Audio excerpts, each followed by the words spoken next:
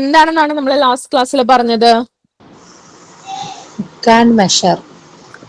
Measure ചെയ്യാനായിട്ട് പറ്റില്ല. പിന്നെ നമ്മൾ എന്താ ചെയ്യാ? റാങ്ക് ചെയ്യാം. റാങ്ക് ചെയ്യാണ്. അതായത് മെഷർ ചെയ്യാൻ പറ്റില്ല. അതായത് ഓർഡിനൽ യൂട്ടിലിറ്റിയുടെ അഡ്വക്കേറ്റ്സ്, ഇപ്പൊ ഹിക്സ്, സാമുവൽസൺ എന്നൊക്കെ പറഞ്ഞ ഇക്കോണമിസ്റ്റുകളാണ് ഇത് അഡ്വക്കേറ്റ് ചെയ്യുന്നവർ.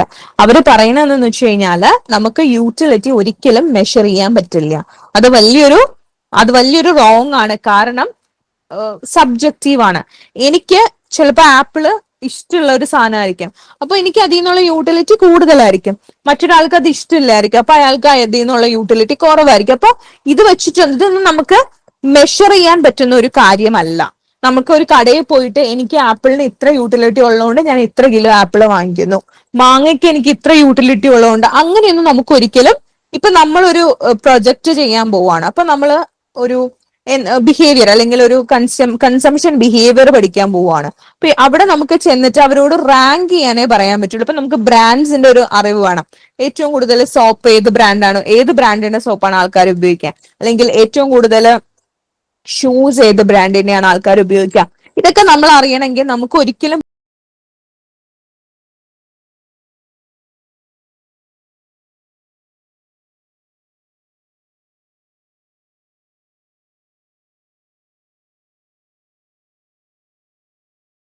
പോയിട്ട് നിങ്ങൾ ഈ ഒരു പെർട്ടിക്കുലർ ഷൂ വാങ്ങിക്കുമ്പോൾ നിങ്ങൾക്ക് എത്ര സാറ്റിസ്ഫാക്ഷൻ കിട്ടുന്നു, നിങ്ങൾ ക്രോക്സ് വാങ്ങിക്കുമ്പോൾ നിങ്ങൾക്ക് എത്ര സാറ്റിസ്ഫാക്ഷൻ കിട്ടുന്നു, അല്ലെങ്കിൽ സ്നിക്കേഴ്സ്, അങ്ങനെ അവർക്ക് ചെന്നിട്ട് ഒരിക്കലും അങ്ങനെ ചോദിക്കാനായിട്ട് പറ്റില്ല.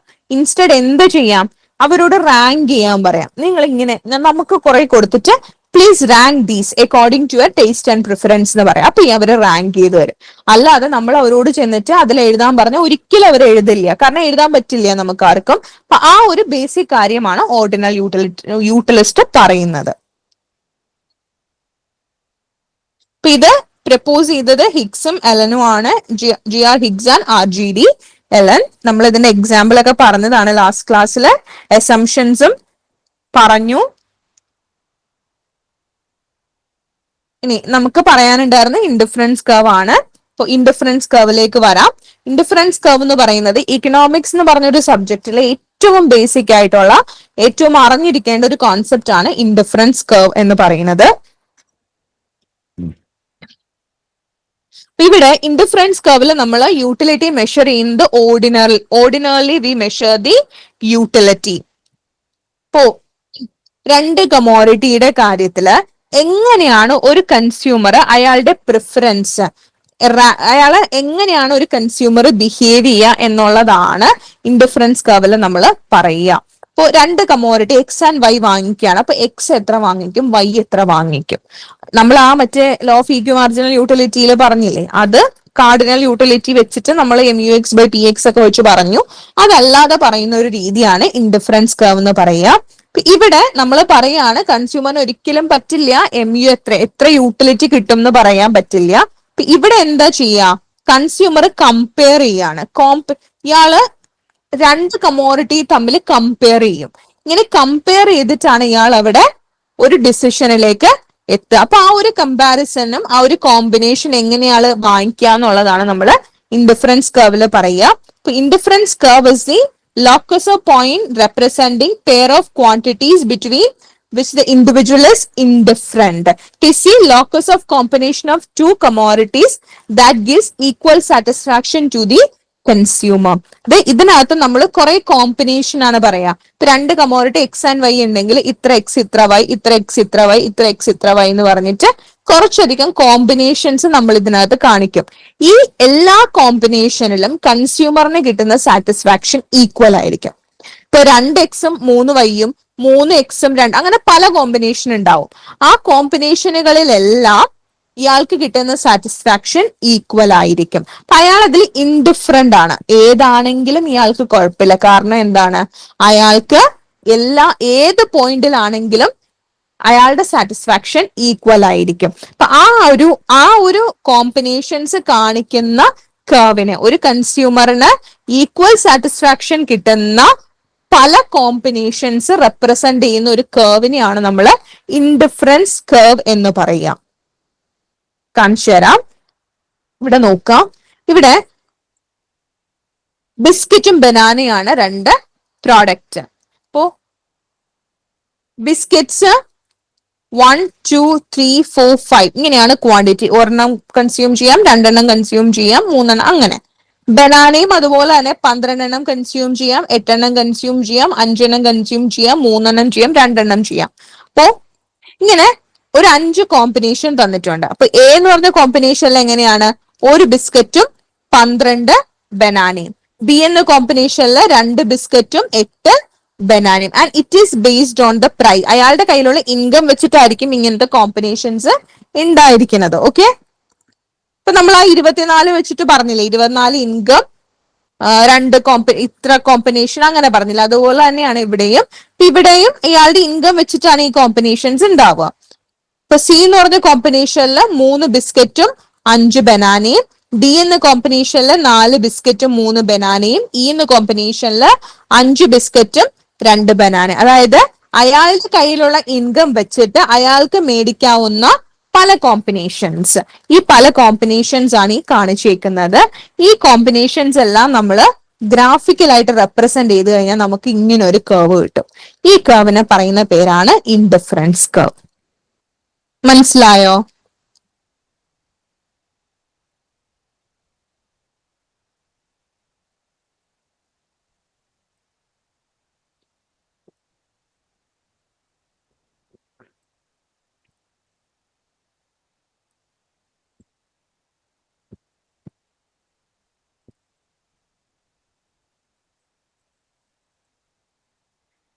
ഇത് മനസ്സിലായോ?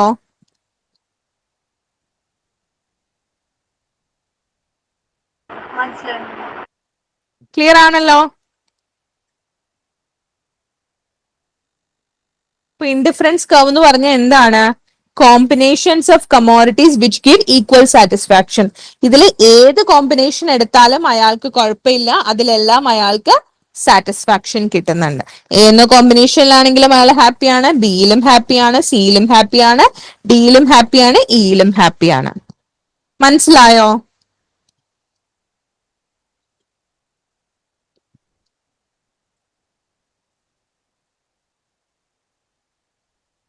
ഇനി ഡൗട്ട് ഒന്നും ഇല്ലല്ലോ അല്ലേ ഇതില്?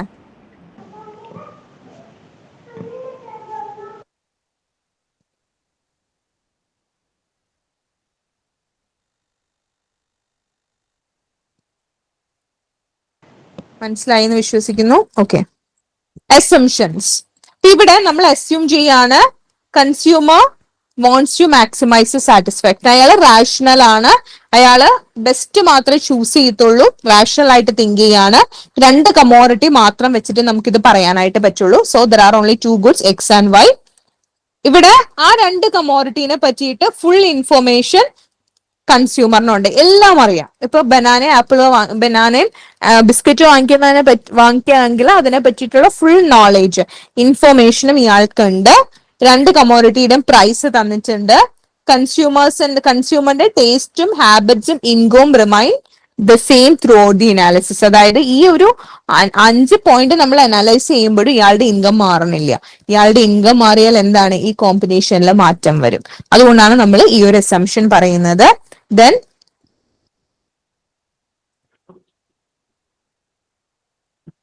he prefer more of x to less of y. അതായത് എക്സ് കൂടുതൽ വാങ്ങിക്കുമ്പോൾ വൈ കുറയ്ക്കേണ്ടി വരും, വൈ കൂടുതൽ വാങ്ങിക്കുമ്പോൾ എക്സ് കുറയ്ക്കേണ്ടി വരും. അതുപോലെ തന്നെ നമുക്ക് കമ്മോഡിറ്റി ഡിവിസ് ചെയ്യാൻ പറ്റുന്ന, അതായത് ഡിവൈഡ് ചെയ്യാൻ പറ്റുന്ന കമ്മോഡിറ്റി ആണെന്നാണ് നമ്മൾ അസ്യൂം ചെയ്യുക. അതായത് രണ്ടെണ്ണം വാങ്ങിക്കാം, 3 വാങ്ങിക്കാം, 4 വാങ്ങിക്കാം, അങ്ങനെ നമുക്ക് വാങ്ങിക്കാനായിട്ട് പറ്റും. ദെൻ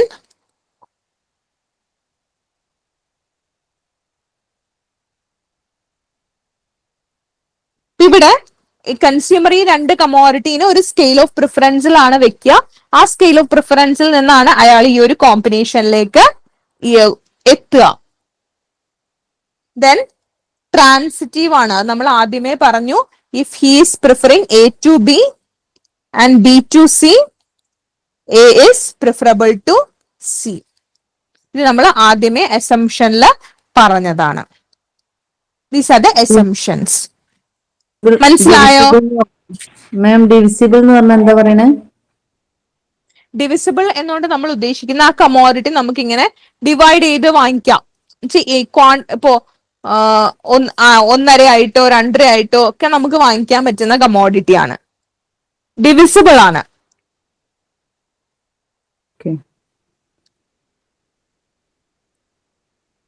പല ക്വാണ്ടിറ്റീസ് നമുക്ക് ചൂസ് ചെയ്യാനായിട്ട് പറ്റും. അതായത് y കൂട്ടുമ്പോ x കുറയ്ക്കാനായിട്ട് പറ്റും. ഇപ്പൊ ചില കമോഡിറ്റി, ഇപ്പോ നമുക്ക് ഒരു TV, 2 ഫ്രിഡ്ജ്. ഇപ്പൊ ഫ്രിഡ്ജ് 1 ആക്കി കഴിഞ്ഞാൽ TV നമുക്ക് അരയാക്കാൻ പറ്റില്ലല്ലോ. മനസ്സിലായോ? ഓക്കെ. അപ്പൊ x കൂട്ടിക്കഴിഞ്ഞാൽ y കുറയ്ക്കാനും പറ്റും, y കൂട്ടിക്കഴിഞ്ഞാൽ x കുറയ്ക്കാനും പറ്റും. അതാണ് നമ്മൾ ഉദ്ദേശിക്കുന്നത്. ഇനി ഒരു ഇൻഡിഫറൻസ് കർവ് മാത്രമായിരിക്കില്ല ഉണ്ടാവുന്ന, അല്ലെ? ഇൻകം മാറുന്നതിനനുസരിച്ചും കൺസ്യൂമറിന്റെ മാറ്റം അനുസരിച്ചും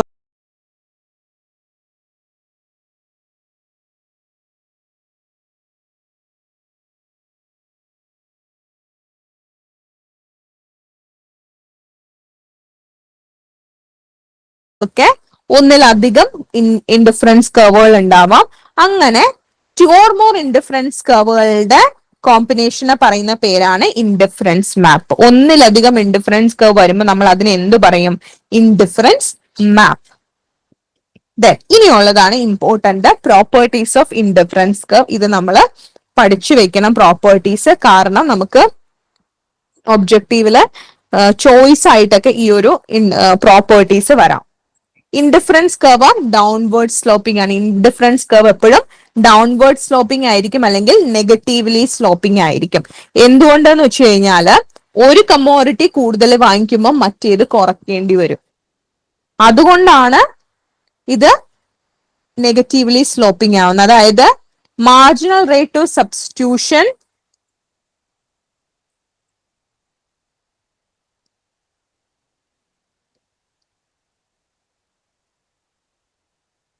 MRS, marginal rate of substitution, ഈ ഒരു ഇൻഡിഫറൻസ് കർവിന്റെ അതപ്പോ അടുത്ത ഇതിൽ പ്രോപ്പർട്ടിയിൽ പറയാം. ഇപ്പൊ ഇവിടെ എപ്പോഴും ഇൻഡിഫറൻസ് കർവ് നെഗറ്റീവ്ലി സ്ലോപ്ഡ് ആയിരിക്കും. കാരണം ഒന്ന് കൂടുതൽ വാങ്ങിക്കുമ്പോൾ മറ്റേത് കുറയ്ക്കേണ്ടതായിട്ട് വരുന്നുണ്ട്. എക്സ് കൂട്ടുമ്പോൾ y കുറയ്ക്കണം, y കൂട്ടുമ്പോൾ എക്സ് കുറയ്ക്കണം. അപ്പൊ അതുകൊണ്ട് എന്താണ്? ഇൻഡിഫറൻസ് കർവ് എപ്പോഴും ഡൗൺവേർഡ് സ്ലോപ്പിംഗ് ആയിരിക്കും. അപ്പൊ അതിന്റെ റീസൺ ആണ് നമ്മൾ ഇവിടെ പറയുന്നത്. ഇൻഡിഫറൻസ് കർവിന്റെ സ്ലോപ്പിനെ പറയുന്നതാണ് മാർജിനൽ റേറ്റ് ഓഫ് സബ്സ്റ്റിറ്റ്യൂഷൻ. ഞാൻ കഴിഞ്ഞ ക്ലാസ്സിലും പറഞ്ഞിരുന്നു, നിങ്ങൾ എപ്പോഴും ഷോർട്ട് നോട്ടുകൾ, അതായത് സിംഗിൾ സെന്റൻസ് നോട്ടുകൾ നിങ്ങൾ ഉണ്ടാക്കി വെക്കുക.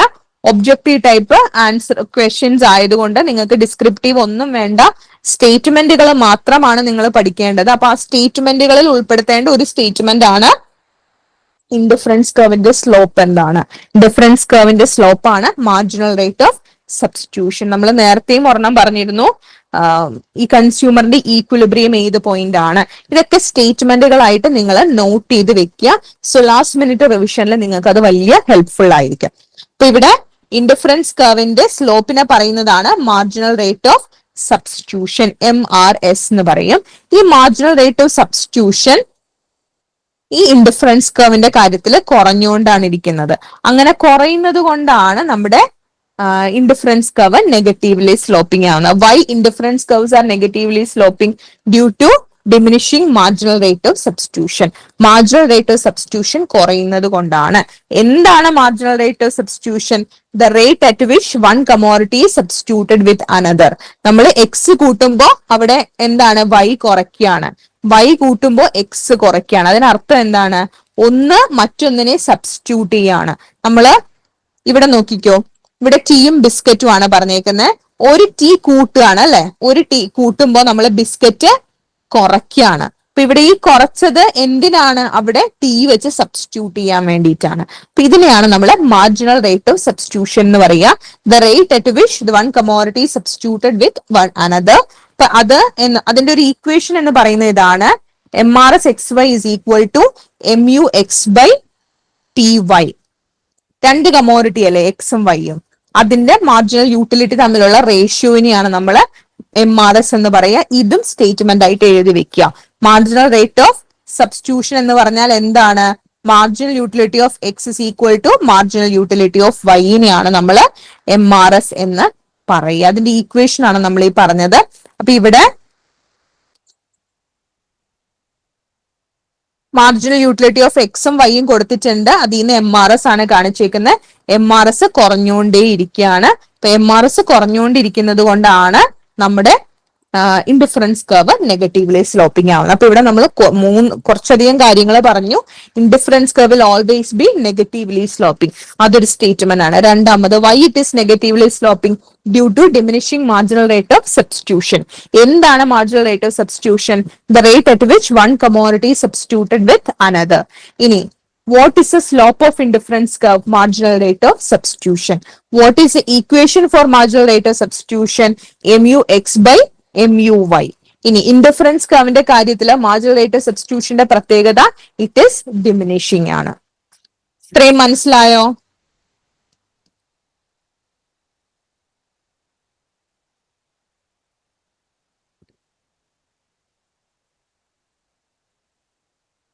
Yes ma'am.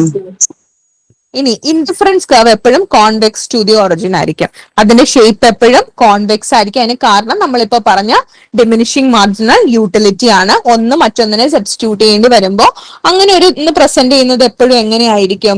ഒരു കോൺവെക്സ് കർവിലെ നമുക്ക് അതിനെ പ്രസന്റ് ചെയ്യാനായിട്ട് പറ്റുള്ളൂ. ഇനി higher difference curve represent higher level of satisfaction. ഇപ്പൊ നമുക്ക് 3 ഇൻഡിഫറൻസ് കർവ് തന്നിട്ടുണ്ട്. അതില് ഹയർ സാറ്റിസ്ഫാക്ഷൻ കിട്ടുന്നത് ഹയർ ഇൻഡിഫറൻസ് കർവിൽ നിന്നായിരിക്കും. IC3 ഇതിനാണ് ഹയർ സാറ്റിസ്ഫാക്ഷൻ. കാരണം എന്താ? ഇവിടെ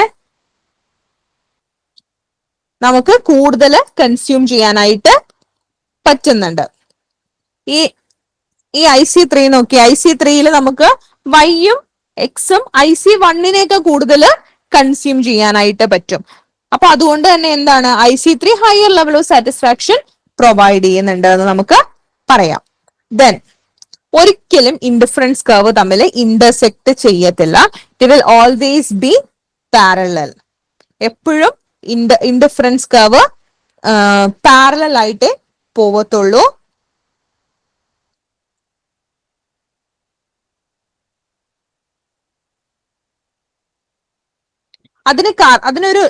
അതിന് കാരണം ഇങ്ങനെ വന്നു കഴിഞ്ഞു കഴിഞ്ഞാല് ഇൻഡിഫറൻസ് കർവില് നമ്മൾ പറയുന്ന ലോ ആപ്ലിക്കബിൾ ആവില്ല. നമ്മൾ എന്താ പറയാ? സെയിം ഇൻഡിഫറൻസ് കർവ് ആണ് ഈക്വൽ ലെവൽ ഓഫ് സാറ്റിസ്ഫാക്ഷൻ തരുന്നതെന്നാണ്. Higher indifference curve shows higher levels of satisfaction. ഇങ്ങനെ ഒരു സിറ്റുവേഷൻ വന്നു കഴിഞ്ഞു കഴിഞ്ഞാൽ എന്താണ്, IC1ലും IC2ലും കോമൺ ആയിട്ടാണ് A എന്ന് പറയുന്ന ഒരു പോയിന്റ് വരിക. അപ്പൊ നമുക്കിവിടെ എയും എസിലും എന്നുള്ള സാറ്റിസ്ഫാക്ഷനും ഈക്വൽ ആണെന്ന് പറയേണ്ടി വരും. എനും ആറിന്നുമുള്ള സാറ്റിസ്ഫാക്ഷനും ഈക്വൽ ആണെന്ന് പറയേണ്ടി വരും. അങ്ങനെ വന്നാൽ ആറും എസും ഈക്വൽ ആവില്ലേ? എയും എസും ഈക്വൽ ആണ്. എയും ആറും ഈക്വൽ ആണെങ്കിൽ ആറും എസും ഈക്വൽ ആവും. അത് it's against rule of indifference curve. Indifference കർവില് രണ്ട് ഇൻഡിഫറൻസ് കർവിലെ കോമ്പിനേഷനുകളിൽ നിന്നുള്ള സാറ്റിസ്ഫാക്ഷൻ ഒരിക്കലും ഈക്വൽ ആവില്ല. അപ്പൊ അതുകൊണ്ട് തന്നെ ഒരിക്കലും ഇൻഡിഫറൻസ് കർവുകൾ തമ്മിൽ ഇന്റർസെക്ട് ചെയ്യത്തില്ല according to the principle of ഐസിയുടെ പ്രിൻസിപ്പിൾ പ്രകാരം, ഇൻഡിഫറൻസ് കർവിന്റെ പ്രിൻസിപ്പിൾ പ്രകാരം ഇൻഡിഫറൻസ് കർവ്സ് എപ്പോഴും പാരലൽ ആയിരിക്കും. ക്ലിയർ ആണോ?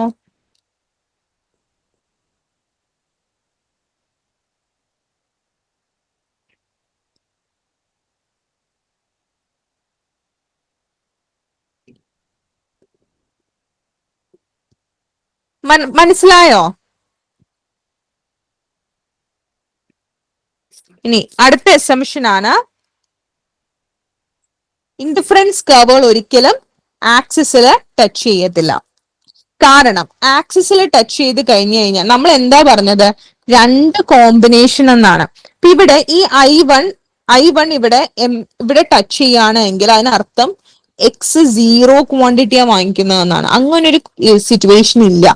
രണ്ടും വാങ്ങിക്കുന്ന രണ്ടും വേണം, എക്സും വേണം വൈയും വേണം. ഇതിൽ ഏതെങ്കിലും ഒന്ന് 0 ആകുന്ന ഒരു പോയിന്റ് നമ്മൾ ഇൻഡിഫറൻസ് കർവില് പറയുന്നില്ല. അതുകൊണ്ട് തന്നെ indifference curve cannot touch either axis.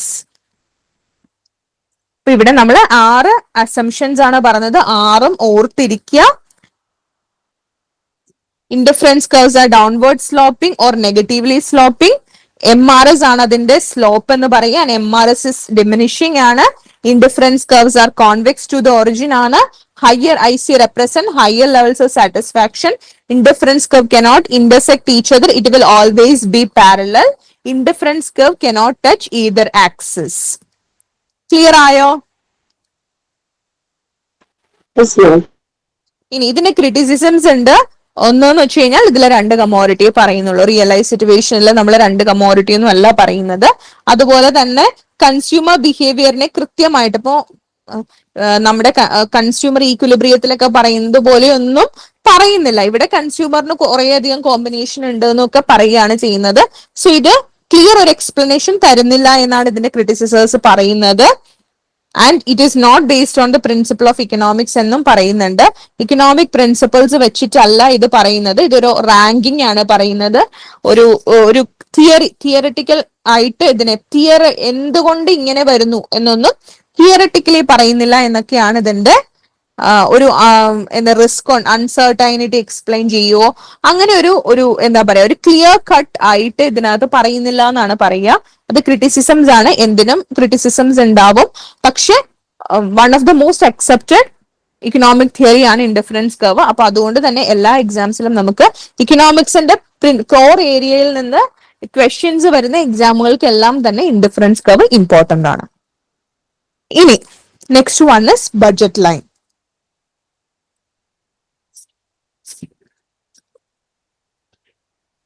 ഇവിടെ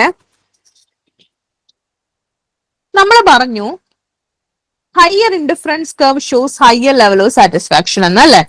അങ്ങനെയാണെങ്കിൽ ഒരു കൺസ്യൂമറിന് എപ്പോഴും ഏറ്റവും മുകളിലത്തെ ഇൻഡിഫറൻസ് കർവിൽ എത്തണം എന്നായിരിക്കില്ലേ ആഗ്രഹം. പക്ഷെ അങ്ങനെ ഏറ്റവും ഹയസ്റ്റ് ഇൻഡിഫറൻസ് കർവിൽ അറ്റൈൻ ചെയ്യാനായിട്ട് പറ്റുമോ?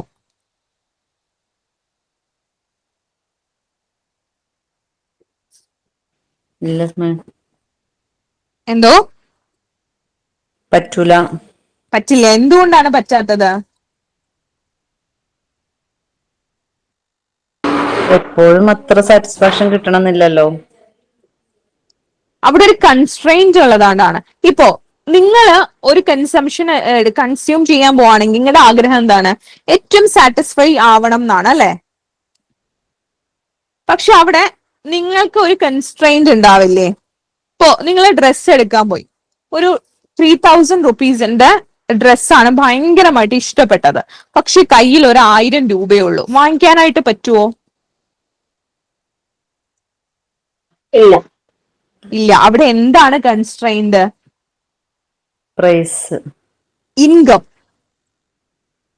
പ്രൈസ് അല്ല കൺസ്ട്രെയിന്റ് ആവുന്നത്, ഇൻകം ആണ്. നിങ്ങളുടെ കയ്യിൽ വരുമാനം ഇൻകം ഇല്ലാത്തതുകൊണ്ടാണ്. കയ്യിൽ 3000 ഉണ്ടെങ്കിൽ ആ പ്രൈസ് ഒരു കൺസ്ട്രെയിന്റ് അല്ലല്ലോ. അതെ അതെ. അവിടെ പ്രൈസ് അല്ല കൺസ്ട്രെയിന്റ് ആവുന്ന നിങ്ങളുടെ ഇൻകം ആണ്. അപ്പോ നമുക്ക് ഹയർ സാറ്റിസ്ഫാക്ഷൻ വേണം എന്ന് എപ്പോഴും നമുക്ക് ആഗ്രഹമുണ്ട്. പക്ഷെ അവിടെ ഒരു കൺസ്ട്രെയിന്റ് നമുക്കുണ്ട്. ആ കൺസ്ട്രെയിന്റ് എന്ന് പറയുന്നത് എന്താണ്? നമ്മുടെ ഇൻകം ആണ്. അപ്പൊ ഇവിടെ നമുക്കൊരു ബഡ്ജറ്ററി കൺസ്ട്രെയിന്റ് ഉണ്ട്. ആ ബഡ്ജറ്ററി കൺസ്ട്രെയിന്റിനെ അല്ലെങ്കിൽ നമ്മൾ ആ ബഡ്ജറ്റ് റെപ്രസെന്റ് ചെയ്യുന്നതിനെ പറയുന്നതാണ് ബഡ്ജറ്റ് ലൈൻ എന്ന് പറയാം. അപ്പൊ ഈ ബഡ്ജറ്റ് ലൈൻ എന്ന് പറയാ നമുക്ക് രണ്ട് കമോഡിറ്റി എത്ര വാങ്ങിക്കാനായിട്ട് പറ്റും ആ കാണിക്കുന്ന ഒരു ലൈനിനെയാണ് നമ്മൾ ബഡ്ജറ്റ് ലൈൻ എന്ന് പറയുക. ബഡ്ജറ്റ് ലൈനിന്റെ ഈക്വേഷൻ ആണ് ഈ തന്നിരിക്കുന്നത്. രണ്ട് കമോഡിറ്റി ഉണ്ടെന്ന് വിചാരിക്കുക. അപ്പോ എക്സും വൈയും, എക്സിന്റെ price into quantity of X plus വൈയുടെ പ്രൈസ് ഇൻറ്റു വൈയുടെ quantity is equal to M എന്ന് പറയുന്നത് ആ ഒരു ബഡ്ജറ്ററി കൺസ്ട്രെയിൻ പറയുന്നതാണ്. അപ്പോൾ നമുക്ക് എത്ര വാങ്ങിക്കാൻ പറ്റും? ഇവിടെ നമ്മുടെ കയ്യിൽ ഒരു 50 രൂപയുണ്ട്. ഈ 50 രൂപ വെച്ചിട്ട് നമുക്ക് പ്രൈസ് എക്സിന്റെ പ്രൈസ് 5 രൂപയും വൈയുടെ പ്രൈസ് 10 രൂപയും. ഇവിടെ നമുക്ക് എത്ര എക്സ് വാങ്ങിക്കാം, എത്ര വൈ വാങ്ങിക്കാം? ഒരു 2 എക്സും 4 വൈയും നമ്മൾ കൊടുക്കുകയാണ്. അപ്പോ 50 കിട്ടി. അപ്പൊ ഇതാണ് നമ്മുടെ ബഡ്ജറ്ററി കൺസ്ട്രെയിൻ. നമുക്ക് 50 രൂപ വെച്ചിട്ട് ഇവിടെ 5 രൂപയാണ് എക്സിന്റെ വില, വൈയുടെ വില 10 രൂപയാണ്. നമ്മുടെ കയ്യിൽ ആകെ 50 രൂപയേ ഉള്ളൂ. അപ്പൊ നമുക്ക് എത്ര എണ്ണേ വാങ്ങിക്കാൻ പറ്റൂ? എക്സ് 2ഉം വൈ 4 രൂപയെ വാങ്ങിക്കാൻ പറ്റുള്ളൂ. അപ്പൊ ഈ ഒരു ലൈനെ പറയുന്നതാണ് ഇങ്ങനെയാണ് നമ്മുടെ എല്ലാവരുടെയും കൺസംഷൻ പോകുന്നത്. നമ്മൾ എല്ലാവരും ഇപ്പൊ ഒരു 100 രൂപയും കൊണ്ട് കടയിൽ പോയി കഴിഞ്ഞാൽ നമ്മൾ എന്താ ചെയ്യുക? ആ 100 രൂപയ്ക്കകത്ത് നമുക്ക് എങ്ങനെ വാങ്ങിക്കാം എന്ന് നമ്മൾ ക്വാണ്ടിറ്റി അഡ്ജസ്റ്റ് ചെയ്യാണ് അല്ലെ ചെയ്യുന്നത്. പ്രൈസ് പോയി നമുക്ക് അഡ്ജസ്റ്റ് ചെയ്യാൻ പറ്റില്ല, കാരണം പ്രൈസ് തീരുമാനിക്കുന്നത് ആ കടക്കാരനാണ്. നമുക്ക് തീരുമാനിക്കാൻ പറ്റുന്ന എന്താണ്? ക്വാണ്ടിറ്റിയാണ്. അപ്പൊ അത് വെച്ചിട്ട് നമ്മൾ അഡ്ജസ്റ്റ് ചെയ്ത് സാധനം വാങ്ങിച്ചിട്ട് വരും. അപ്പോ ഇങ്ങനെ നമ്മൾ ഈവൻ നമ്മുടെ ഡെയിലി ലൈഫിൽ ചെയ്യുന്ന ഒരു കാര്യമാണ് നമ്മൾ ഈ പറയുന്നത്. നമ്മൾ ചിലപ്പോൾ ഒരു 500 റുപ്പീസ് കൊണ്ടിട്ടായിരിക്കും നമ്മൾ വീടിനടുത്തുള്ള കടയിൽ സാധനം മേടിക്കാൻ പോവുക. അപ്പൊ അവിടെ സാധനം മേടിക്കാൻ പോകുമ്പോൾ നമുക്ക് കുറെ അധികം സാധനങ്ങൾ വാങ്ങിച്ചു. നമ്മുടെ കയ്യിൽ 500 രൂപയുള്ളൂ. ഇപ്പൊ നമുക്ക് ചിലപ്പോൾ പരിചയക്കാരാണെങ്കിൽ കടം പറയാനായിട്ട് പറ്റുമായിരിക്കും. ഒന്നും പറ്റാത്തൊരു കടയാണ് എങ്കിൽ നമ്മൾ എന്ത് ചെയ്യും? പൈസ കൂടി ഒരു 600 രൂപയുടെ സാധനം നമ്മൾ ആയിപ്പോയി. അപ്പൊ എന്ത് ചെയ്യും? നമ്മൾ ആ 100 രൂപയുടെ സാധനം നമ്മൾ മാറ്റിയിട്ട് കറക്റ്റ് 500 രൂപയുടെ സാധനം വാങ്ങിച്ചിട്ട് വരും. That is your budget constraint. മനസ്സിലായോ? Yes. Okay. So, budget line is a combination of two goods that can be purchased with given money income and price of goods.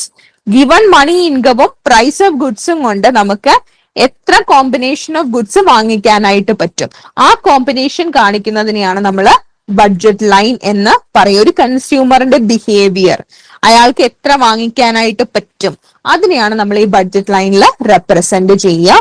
അപ്പൊ ഇവിടെ നോക്കുക, ആപ്പിളും ഓറഞ്ചും ആണ്. 6 രൂപ ആപ്പിളിനും 2 രൂപ ഓറഞ്ചിനുമാണ്. അയാളുടെ ഇൻകം എന്ന് പറയുന്നത് 24 രൂപയാണ്. അപ്പൊ ആ 24 രൂപ വെച്ചിട്ട് അയാൾക്ക് ഏതൊക്കെ കോമ്പിനേഷൻ, പല കോമ്പിനേഷൻ വാങ്ങിക്കാൻ പറ്റും അല്ലെ. ഒന്നെങ്കിൽ ആപ്പിൾ ഒന്നും വാങ്ങിക്കണ്ട, ഫുൾ ഓറഞ്ച് മാത്രം വാങ്ങിക്കുക, അപ്പോൾ 24 രൂപ ആവുള്ളൂ. ഇല്ലെങ്കിൽ എന്ത് ചെയ്യാം? ആപ്പിൾ ഒരെണ്ണം എടുക്കാം, ഒരു 9 ഓറഞ്ച് എടുക്കാം. അങ്ങനെ പല കോമ്പിനേഷൻ അയാൾക്ക് മേടിക്കാം. അത് അയാളുടെ ആവശ്യകത അനുസരിച്ച്. ഇപ്പൊ ഒരു ഓറഞ്ച് ജ്യൂസ് അടിക്കാനാണെങ്കിൽ എന്ത് ചെയ്യാം? ആപ്പിൾ വേണ്ട, എനിക്ക് ഓറഞ്ച് മാത്രം, വൈറ്റമിൻ ഡിക്ക് കുറച്ച് ഡെഫിഷ്യൻസി ഉണ്ട്, അപ്പൊ ഓറഞ്ച് മാത്രം മതി എന്ന് തീരുമാനിക്കും. ഇനി വീട്ടിലെ കുട്ടിക്ക് ആപ്പിൾ ഇഷ്ടമാണ്, അപ്പൊ അതുകൊണ്ട് ഒരു ആപ്പിൾ വേണമെങ്കിൽ, അങ്ങനെ നമുക്ക് പല രീതിയിൽ നമുക്ക് ആ ഉള്ള പൈസ വെച്ച് പല കോമ്പിനേഷൻസ് സാധ്യമാണ്. ഈ കോമ്പിനേഷൻസ് ആണ് നമ്മൾ ഈ ബഡ്ജറ്റ് ലൈനിൽ റെപ്രസെന്റ് ചെയ്തേക്കുന്നത്. ഇതിന്റെ മുകളിലോട്ട് പോയി കഴിഞ്ഞാൽ ഇവിടെ ഒരു പോയിന്റ് എടുത്തു കഴിഞ്ഞാൽ ഇതെന്താണ്? ഇയാൾക്ക് ചിലപ്പോൾ ആഗ്രഹം ഉണ്ടാവും, പക്ഷെ അൺഅറ്റൈനബിൾ ആണ് due to the budget constraint. ഈ ബഡ്ജറ്റ് കൺസ്ട്രെയിന്റ് എന്ന് പറഞ്ഞൊരു സാധനം ഇവിടെ ഉള്ളത് കൊണ്ട് ഇയാൾക്ക് ഇത് അൺഅറ്റൈനബിൾ ആണ്, എടുക്കാൻ പറ്റില്ല. താഴോട്ടുള്ളത് അറ്റൈനബിൾ, വാങ്ങിക്കാം. പക്ഷെ എന്തുകൊണ്ട് വാങ്ങിക്കുന്നില്ല? അയാൾക്ക് 24 രൂപ ഉണ്ടല്ലോ, അപ്പോ ഇത്രയും കുറച്ച് വാങ്ങിക്കേണ്ട, ഇത് ഫുൾ അങ്ങ് കൺസ്യൂം ചെയ്യാം. അപ്പോ ഇത് അറ്റൈനബിൾ ആണ്, പക്ഷെ ഇതിൽ ഫുള്ളി സാറ്റിസ്ഫാക്ഷൻ കിട്ടുന്നില്ല.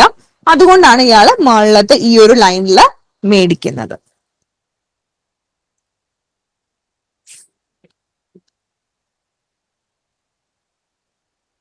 ഇനി shift in budget line. Income കൂടുമ്പോൾ നമ്മുടെ ബഡ്ജറ്റ് ലൈൻ ഔട്ട്വേർഡ് അല്ലെങ്കിൽ ഇൻക്രീസ് ആവും. ബഡ്ജറ്റ് ലൈൻ ഷിഫ്റ്റ് ചെയ്യും, ഔട്ട്വേർഡ് ആയിട്ട് ഷിഫ്റ്റ് ചെയ്യും. എങ്ങനെയാണെന്ന് അറിയാലോ, കൂടുതൽ കമ്മോഡിറ്റി നമുക്ക് വാങ്ങിക്കാൻ പറ്റും. ഇനി ഇൻകം കുറയുവാണെങ്കിലോ നമ്മുടെ ബഡ്ജറ്റ് ലൈൻ താഴോട്ടും ഷിഫ്റ്റ് ചെയ്യും. ഇത് തിയറിറ്റിക്കൽ ആണ്, അത് നിങ്ങൾക്ക് ആവശ്യമില്ലാത്തതാണ്. നിങ്ങൾ ഇത്രയും അറിഞ്ഞിരുന്നാൽ മതി. ഇതിൽ നമ്മൾ എക്സ് കുറഞ്ഞ ബഡ്ജറ്റ് ലൈൻ എങ്ങോട്ട് ഷിഫ്റ്റ് ആവും അങ്ങനെയുള്ള കാര്യമാണ്. ഒന്ന് ജസ്റ്റ് പറയാം. ഇത് ഇവിടെ വൈയുടെ പ്രൈസിലാണ് ചേഞ്ച് വരുന്നത് ഓർക്കുക. എക്സിന്റെ ഇപ്പൊ നമ്മൾ ഇവിടെ പറഞ്ഞത് ഇൻകം അല്ലേ, ഇൻകം ചേഞ്ച്, ഇൻകത്തിൽ മാറുമ്പോ എന്താ? ആ ബഡ്ജറ്റ് ലൈൻ അപ്പാടെ അങ്ങോട്ട് മാറുകയാണ്, ഷിഫ്റ്റ് ആവുകയാണ്. ഇവിടെ ഇൻകത്തിലല്ല മാറ്റം വന്നത്, വൈയുടെ കാര്യത്തിലാണ്. വൈയുടെ പ്രൈസ് കൂടി, വൈയുടെ പ്രൈസ് കൂടി കഴിഞ്ഞു കഴിഞ്ഞാൽ വൈ ഒരുപാട് വാങ്ങിക്കാൻ പറ്റുമോ?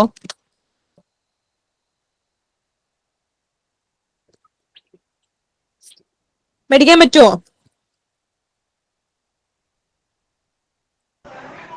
ഡിമാൻഡ് തിയറി അനുസരിച്ച് വൈയുടെ പ്രൈസ് കൂടിയാൽ അതിന്റെ ഡിമാൻഡ് എന്താവും? കുറയും. ഡിമാൻഡ് കുറയും അല്ലെ. അപ്പൊ എന്ത് പറ്റും? അയാൾക്ക് മേടിക്കാൻ പറ്റുന്ന, അല്ലെ, ഡിമാൻഡ് കുറയും.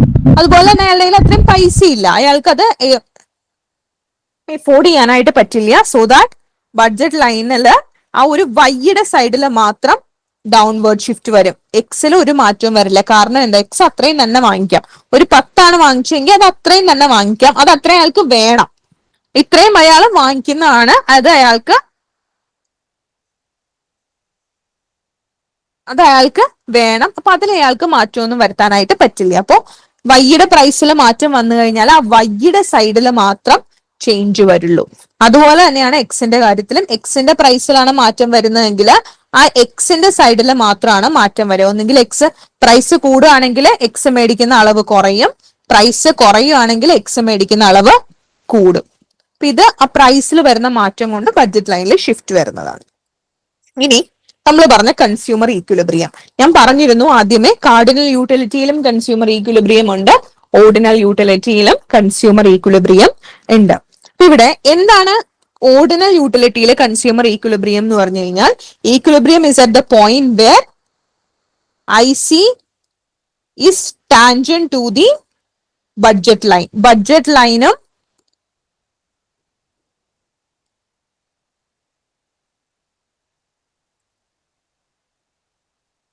ഈ ഒരു ഐ സിയും ടച്ച് ചെയ്യുന്ന ഒരു പോയിന്റ് ഉണ്ട്.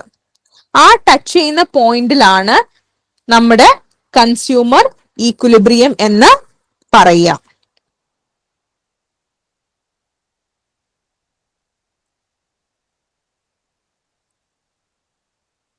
ഇവിടെ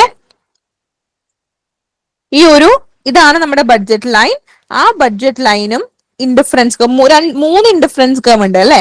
അപ്പൊ ഇതിൽ ഏത് ഇൻഡിഫറൻസ് കർവ് ആണോ ഈ നമ്മുടെ ബഡ്ജറ്റ് ലൈനുമായിട്ട് ടച്ച് ചെയ്യുന്നത്, ആ പോയിന്റിനെയാണ് നമ്മൾ കൺസ്യൂമർ ഈക്വിലിബ്രിയം എന്ന് പറയുക. ആ ഒരു പോയിന്റിലായിരിക്കും കൺസ്യൂമർ ഈക്വിലിബ്രിയം പോയിന്റ് വരിക. അതായത് slope of budget line should be equal to the slope of I C. I സിയുടെ സ്ലോപ്പും ബഡ്ജറ്റ് ലൈനിന്റെ സ്ലോപ്പും ഈക്വൽ ആയിരിക്കണം. ഐ സിയുടെ സ്ലോപ്പ് എന്താണെന്നാണ് നമ്മൾ പറഞ്ഞത്? Marginal rate of substitution. Budget ലൈനിന്റെ സ്ലോപ്പ് എന്ന് പറയുന്നത് price of X is X divided by price, അതായത് പ്രൈസ് റേഷ്യോ. അത് ഓർത്തിരിക്കുക. ബഡ്ജറ്റ് ലൈനിന്റെ സ്ലോപ്പ് എന്താണ്? ബഡ്ജറ്റ് ലൈനിന്റെ സ്ലോപ്പ് എന്ന് പറയുന്നത് പ്രൈസ് റേഷ്യോ ആണ്. സോ ഇത് രണ്ടും ഈക്വൽ ആവുന്ന പോയിന്റിനെയാണ് നമ്മൾ കൺസ്യൂമർ ഈക്വിലിബ്രിയം എന്ന് പറയുന്നത്. മനസ്സിലായോ?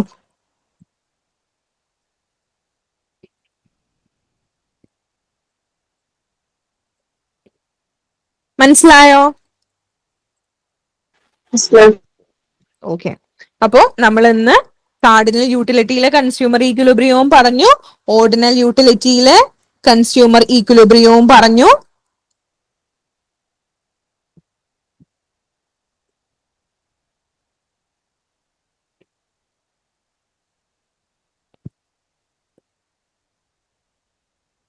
ഇവിടെ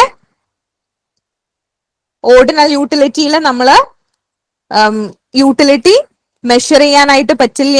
കാർഡിനൽ യൂട്ടിലിറ്റിയിൽ നമുക്ക് യൂട്ടിലിറ്റി മെഷർ ചെയ്യാനായിട്ട് പറ്റുകയും ചെയ്യും. അതാണ് ഇത് രണ്ടും തമ്മിലുള്ള വ്യത്യാസം. അതിൽ രണ്ടിലും നമ്മൾ എന്ത് പറയുന്നുണ്ട്? കൺസ്യൂമർ ഈക്വിലിബ്രിയം എന്ന് പറയുന്ന ഒരു പോയിന്റും പറയുന്നുണ്ട്. അപ്പോ കാർഡിനൽ യൂട്ടിലിറ്റിയിൽ കൺസ്യൂമർ ഈക്വിലിബ്രിയം എന്ന് പറയുന്നത് ലോ ഓഫ് ഈക്വിമാർജിനൽ യൂട്ടിലിറ്റി ആണ്. അതായത് M U X by P X is equal to M U Y by P Y. അതായത് last marginal utility from last rupee spend on each commodity should be equal. ഇത് 2 കമോഡിറ്റിയുടെ കാര്യത്തിലാണ്. അത് single കമോഡിറ്റിയുടെ കാര്യവും അവർ പറയുന്നുണ്ട്. Single commodity ആണെങ്കിൽ പ്രൈസും marginal യൂട്ടിലിറ്റിയും തമ്മിൽ equal ആവണം. ഇതാണ് കണ്ടീഷൻ. ഇനി ഓർഡിനൽ യൂട്ടിലിറ്റിയിലേക്ക് വരുമ്പോഴോ, കൺസ്യൂമർ ഈക്വിലിബ്രിയം എന്ന് പറയുന്നത് slope of I C is equal to slope of budget line. Budget line അല്ലെങ്കിൽ പ്രൈസ് ലൈൻ എന്നും ഇതിനെ പറയാറുണ്ട്. അപ്പോ slope of I C is equal to slope of budget line. Slope of I C എന്ന് പറയുന്നത് marginal rate of substitution between X and Y ആണ് slope. Budget ലൈനിന്റെ slope എന്ന് പറയുന്നത് price of X by price of Y, അതായത് price ratio ആണ്.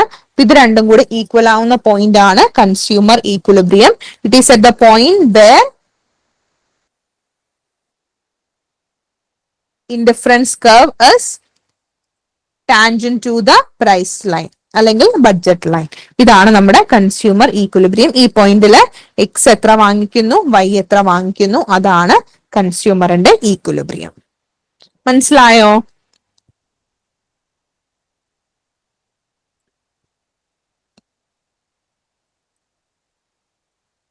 Yes clear. Clear ആയി. Okay.